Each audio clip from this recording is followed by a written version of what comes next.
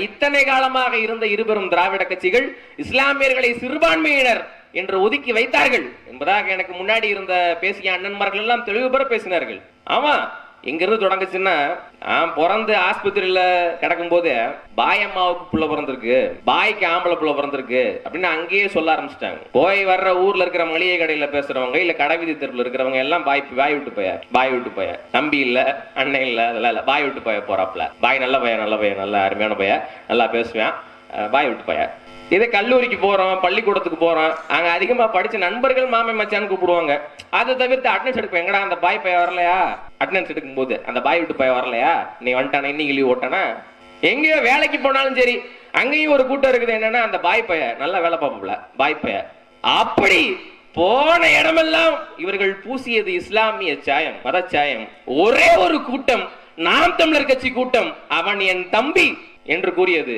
ஒரே ஒரு தலைவர், செந்தமிழன் சீமான் என்கிற ஒரு தலைவர், என் அன்பு மகன் அவன்தான் என்று கூறினார். அப்பா என்று சொன்னேன் நான், மகனே என்று கூறினார் அவர். அந்த காலகட்டத்தில், அந்த நேரத்தில் இந்த சிறுபான்மை என்கிற அந்த களங்கம் துடை தெரியப்பட்டது. அதுதான் உண்மை. எல்லாமே இங்கே சிறுபான்மையா. ரஹ்மான் இஸ்லாத்தை ஏற்றுக்கொண்டவர், இஸ்லாத்தை ஏற்றுக்கொண்டதுனால அவர் சிறுபான்மை. அவங்க அக்கா மகன் ஜிவி பிரகாஷ் பெரும்பான்மை. எல்லாம் கேவலமா இல்லையா?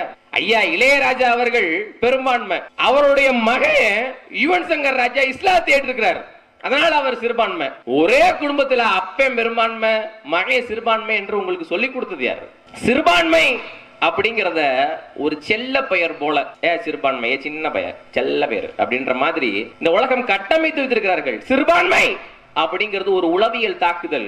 நீ என்னை விட எண்ணிக்கையில கம்மியா இருக்கிற, நீ எனக்கு அண்டி பொழைச்சாதான் உனக்கு பொழப்பு ஓடும், நீ இந்த இடத்துல எந்த அதிகார வலிமையும் பெறுவதற்கான தகுதி படைத்தவனாக, ஆளுமை மிக்கவனாக, பலம் வாய்ந்தவனாக இல்ல அப்படின்னு சொல்லாமல் சொல்கின்ற உளவியல் தாக்குதல். இதே என்னுடைய இஸ்லாமிய சொந்தங்கள், கிறிஸ்துவ சொந்தங்கள் புரிந்து கொள்ளணும். சிறுபான்மை என்பது அந்தஸ்தல்ல, சிறுபான்மை என்பது செல்ல பெயர் அல்ல.